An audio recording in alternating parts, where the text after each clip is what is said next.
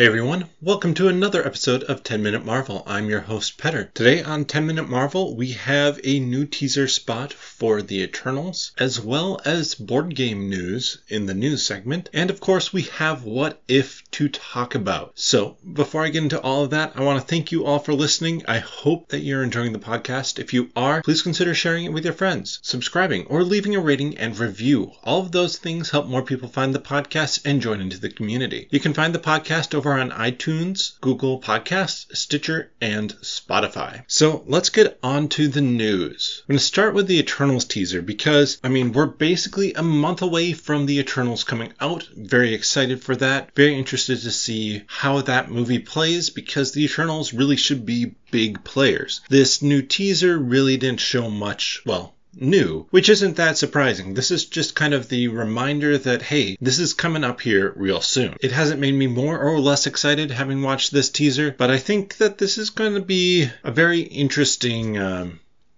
movie, and I hope setting up some of the big stuff going forwards. This really seems like, compared to, Black Widow and Shang-Chi, this one should set up more. They're just two big players with the Celestials, with the Eternals, with the Deviants, to really contain them just to one movie. At least, that's my guess. So, I want to spend a little bit more time talking about the second piece of news. I've mentioned it before that I am a very big board gamer, and there's a number of Marvel-related board games. In fact, I just had the Marvel United X-Men show up at my door, the base box, this past week, and I believe that's coming to retail, the base box. So if you're interested in a game, simple, cooperative, a lot of fun with the X-Men on it, Marvel United X-Men is going to be great. However, there's more news than just that, because a few hours ago, probably less than that, Roxley Games announced Marvel Dice Throne. So Dice Throne is a game that I absolutely adore. This is kind of taking what people are already a little bit familiar with like Yahtzee, and then battling games like head-to-head dueling games, and combining those two together. So the original ones were very much fantasy themed, and you'd face off against each other. You'd be taking turns, upgrading powers, and rolling attacks, and each character plays uniquely and differently. And for the Yahtzee piece of it, you're attacking by rolling your dice. And like Yahtzee style, you roll up to 3 times before deciding what ability you're going to activate. And it's a ton of fun. Really good game. Pretty fast too, and pretty cheap if you just want to get a couple of characters. But they just announced that coming on October 25th, they are going to be doing a Kickstarter for Marvel Dice Throne. Now, what does this mean? To be determined. I believe it's going to be more Dice Throne goodness, in my opinion, since obviously I really like the game. But this is a very accessible game. If you're looking for a game to play with, say, a kid, like a 10 to 12-year-old, you don't necessarily want to get into something like Magic the Gathering. And I know I'm going down a real nerdy rabbit trail here, but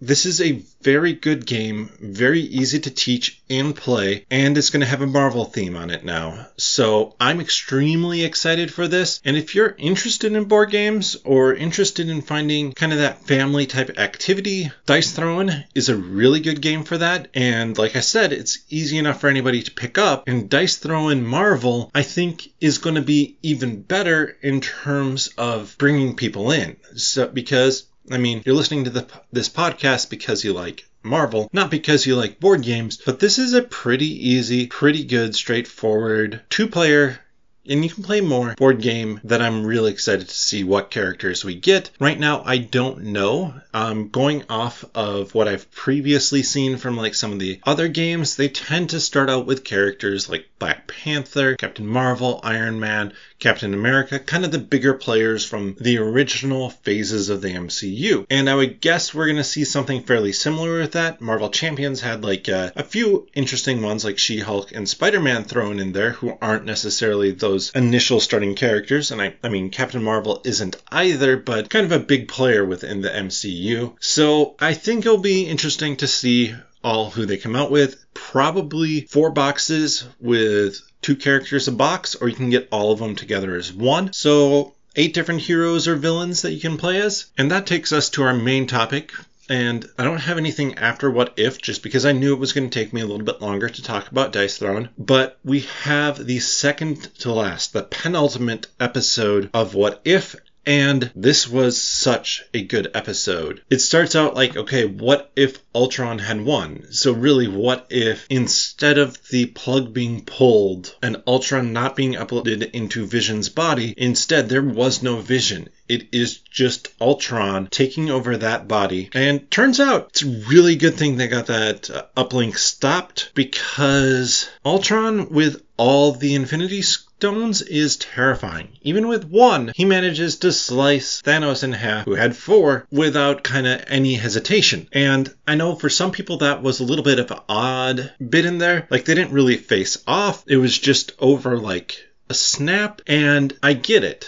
It's a little bit odd. You think that they'd have those characters fight, but what I think this basically is saying is that Ultron is such a logical machine that he recognized the Infinity Stones and he didn't hesitate. Whereas Thanos was expecting to come with a planet full of people, full of life. He wasn't sure who had the Infinity Stone, and so just stepping through and seeing a robot there would have slowed him down more so. And then, of course, we have Ultron not only becoming aware of other worlds, but aware of other universes and aware of the Watcher. This is kind of the pivotal moment that we've been expecting to see, where the Watcher now cannot be that bystander character. We got this hint that beings that transcended enough or that had enough power would be able to hear the Watcher's monologue. And now we got to see that in action. Now we got to see Ultron, unlike Strange, who could just kind of hear the Watcher in the background, being able to interact, being able to break through using the power of the Infinity Stones and,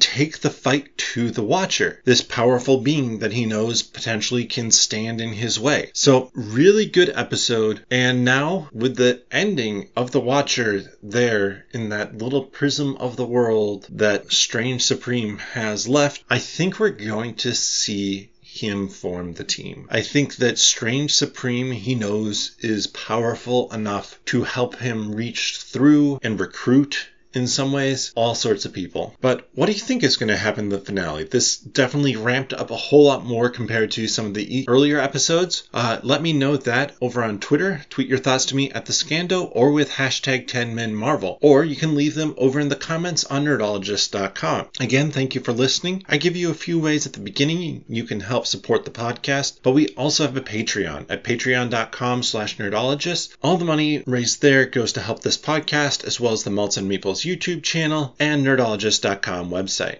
But with that, I'll see you next time.